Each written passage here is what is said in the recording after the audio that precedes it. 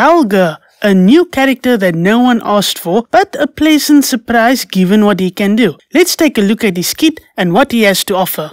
Yeah, boy. Let's take a look at his buffs. Will of the Last Dawn is granted from the skill 2 Tri-Element. It triggers the preemptive attack before the enemy's turn, allows buff-triggered follow-ups to be upgraded, attack up by 20%, and max brave up by 20%. Swift Wolf is granted from the EX ability Wolf Scale. It allows evasion up by 100%, draws targets of all the enemies, attack up by 20%, max brave up by 20%, stolen max brave overflow up by 20%, gain max brave overflow up by 20%, and HP damage up by 30%. His overhead buff is called Werewolf Pride and it is granted from the LD. It counters with Shadow Wolf, allows him to counter on evade, allows counter abilities to be upgraded, brave damage up by 50%, HP damage up by 30%, stolen brave damage up by 50%, and brave gains up by 30%. Let's take a look at his skills. Skill 1 is called Impact Cut. It has 9 uses. It is a 2 hit brave and 8 hit HP attack, brave potency of 80% per hit, allows for 150% stolen max brave overflow, increases brave by 20% of HP damage dealt after each HP attack. His skill 2 is called Tri-Element. It also has 9 uses. It is a 3 hit brave and split 4 hit HP attack, brave potency of 80% per hit, increases brave damage to a single target by 60%, allows for 180% stolen max brave overflow, increases brave by 50% of HP damage dealt after each HP attack. His EX ability is called Wolf Scale. It is a 4 hit brave and split 6 hit HP attack, brave potency of 120% per hit, increases brave damage to single targets by 60%, allows for 200% stolen max brave overflow, and it increases brave by 20% of HP damage dealt. The LD ability is called Requiem Slash. It grants Werewolf Pride for 12 turns. It is a 4 hit brave and full 5 hit HP attack, brave potency of 120% per hit, allows for 150% stolen max brave overflow, increases brave by 20% of HP damage dealt, and it grants a free ability use for 1 turn.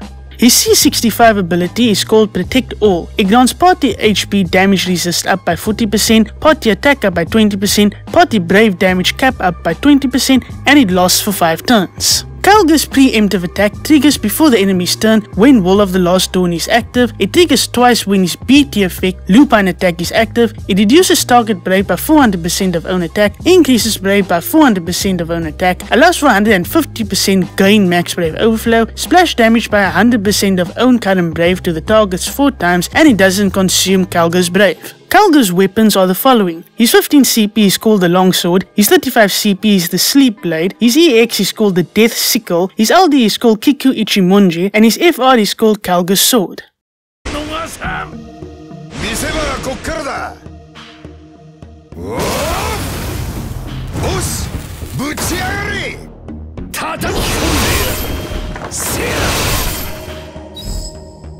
Kelger's force ability is called Sweeping Boulder Crush, with his partner being Jet. The HP damage bonus will go up by doing the following: 2% when the party is using a melee ability, including in the off-turn triggers, and 25% when Kelger avoids an attack.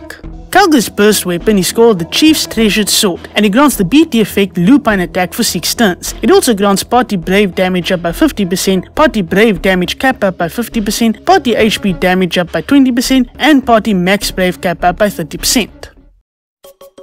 Now let's take a look at good and bad synergy. For Kelger, he is great for off-turn fights and he has great synergy with any off-turn damage dealers. For example, Raziel, Core, Ace, Weiss, Dogan, Machina, Null, Minwu, and Gao. Off-turn characters do help, provided they do melee damage. These characters will help Kelger's FR bonus tick up. So far, Weiss, Null, and Core are the best options for him personally. Another character that is also good with Kelger is Raziel, even though she does do magic damage. Since Raziel's FR requirements is for the enemy to miss, she and Kelger can actually work. Core and Kelger obviously work well together. One of Kelger's FR requirements is melee attacks in the off turns, and the same goes with Core, so these two can shake hands. They're great together. The same goes with Weiss. Characters like Freya and Kain can help, provided Kelger's FR damage bonus is high enough. The same goes with any other off-turn damage characters that don't do melee damage, but they will not contribute to increasing Kelger's FR HP bonus, other than they will do ranged or magic damage.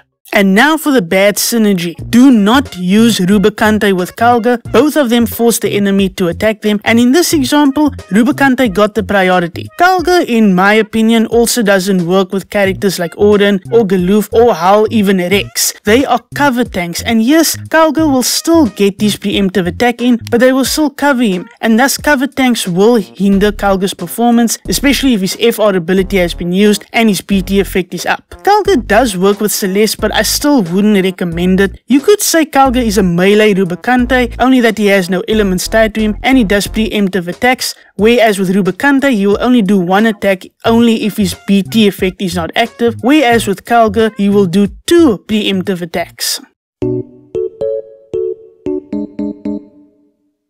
So what do I think of Kelger? I think he is a standout character and I give him an 8 out of 10. Despite being an unexpected addition to Opera Omnia, I do think he is worthy of pulling if you do want him. Personally, he is a solid counter tank. I think he's on par with Rubicante. Do I think he is a must pull? Well, only you can decide when he does arrive in GL. At that point in time, we will have other characters to pull for and he may not be necessary for your roster in the future. I will be going for him, but whether it will be tickets or gems, I'll have to see. I did use gems for him in JP, but that may change. I mean, who knows? Other than that, I think he's actually solid. A very great surprise.